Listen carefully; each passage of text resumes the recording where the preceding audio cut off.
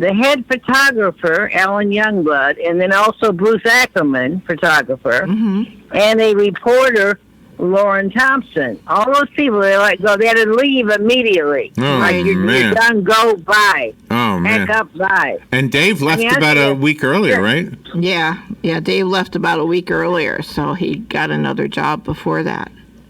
Yeah, Dave did. I think he must have seen the handwriting on the wall. He must have. But he left with dignity. They had a party for him. They would, nice.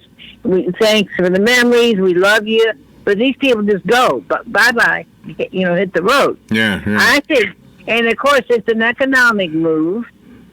And to me, it's like Dr. Phil says, how's that working for you? I don't think it's going to work. I think it's going to do just the opposite.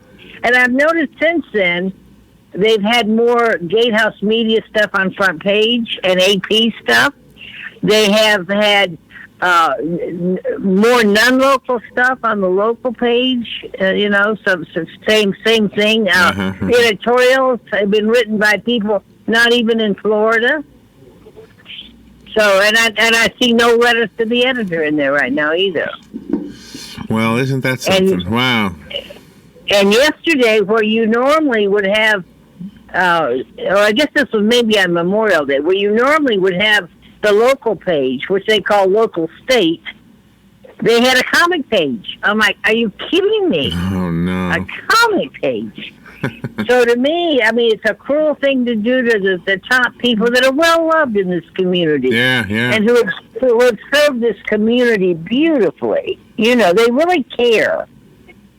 Susan is one of the best editors I've ever seen. I'm just fair, give you every chance in the world, diverse, knowledgeable, and they all are. Mm-hmm. So now they have all the photography, which was a really good one. They have Doug Ingle. He's the one that does a lot of the drone photography when they want overall scenic panoramic scene. And so they only kept one. They only kept one photographer. Just one photographer. So I guess they're letting correspondents do a lot of their own photography. That's what it's looking like to me. Right. But my goodness. Let's just sabotage ourselves in one swift mood, people. So did the same thing happen to the staff of the Gainesville Sun, or is it one and the same? It's not one and the same, but I'm sure there were cuts across the board. They own the Gainesville Sun. They own the Daytona Beach News Journal, the Sarasota Times. Wow. I was looking at the list. They own a lot of it. I think they own Palm Beach Times. They own a lot and Florida Times Union. It was listed as one of them. Huh. I was surprised at that. Yeah. So I think they let about. I think they said about 200 positions. But this was 5 very critical ones with us, and they were a small staff anyway. So try. Can you do us a favor and try to give us the devil's advocate position, like their position? Is it?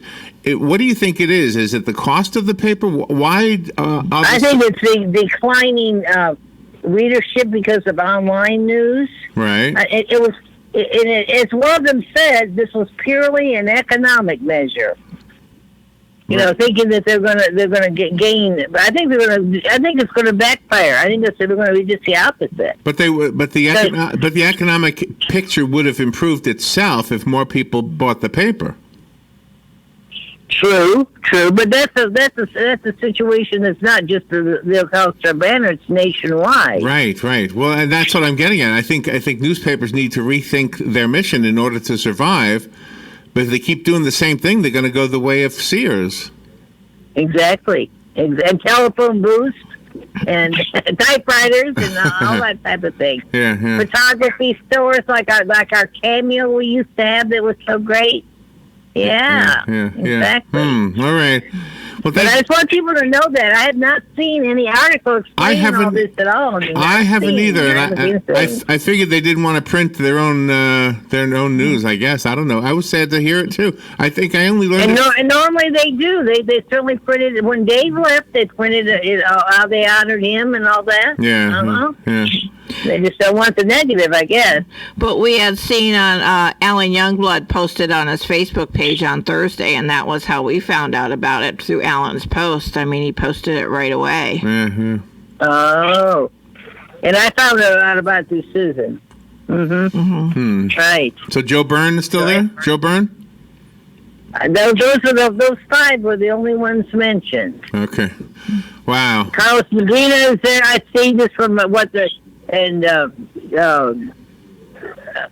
not thinking. The other ones that we see all the time are there, but to me, it's a situation of waiting for the other shoe to drop. Well, what more could they do? Yeah. They may not be through. Who knows? Well, I think I've heard that the subscription price is a little bit prohibitive.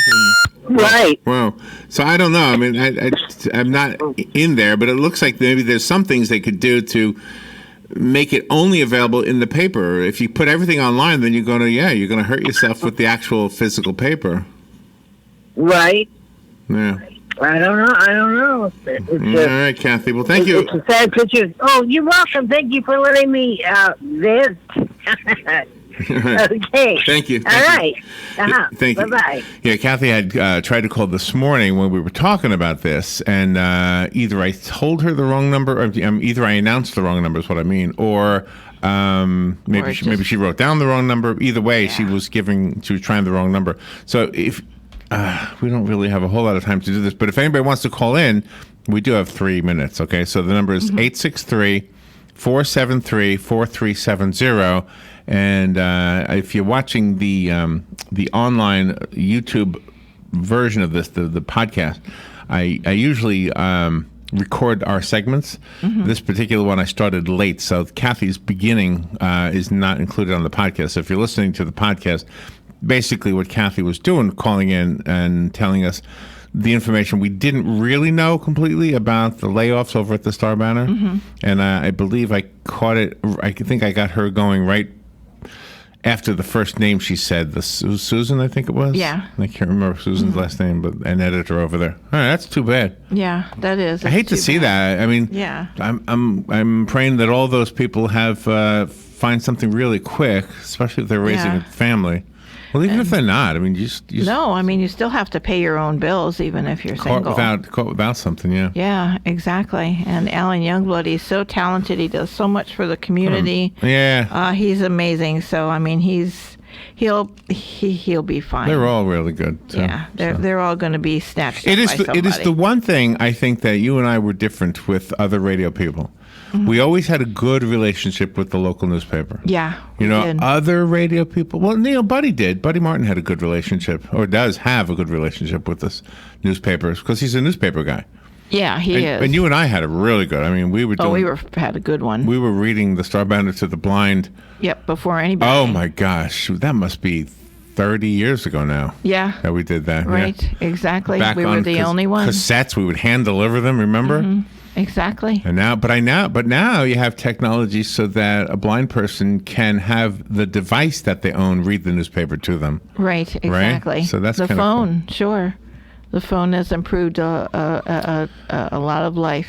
All right, we have a lady coming on in a little bit, and she went through something I don't think we've ever had a guest who talked about, having gone through the Tiananmen Square thing in China that happened all those years ago. Well, Anna Wang is coming on in just a bit. She wrote the book called Inconvenient Memories. It's her personal account of the Tiananmen Square incident and the China that was and the China that is. Yeah, I think it's better now. I hope. I don't know. It's hard to know what to believe when you're listening to the news. But all right, we will find out from her, Anna Wang, in just a moment. Right now, let's take a break. Thank you, Kathy, for that information. This is The Source, WOCA Ocala.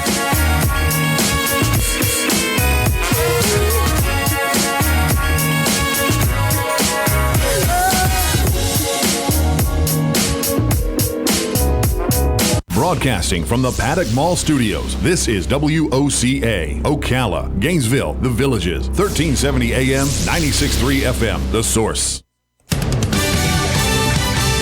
Fox News.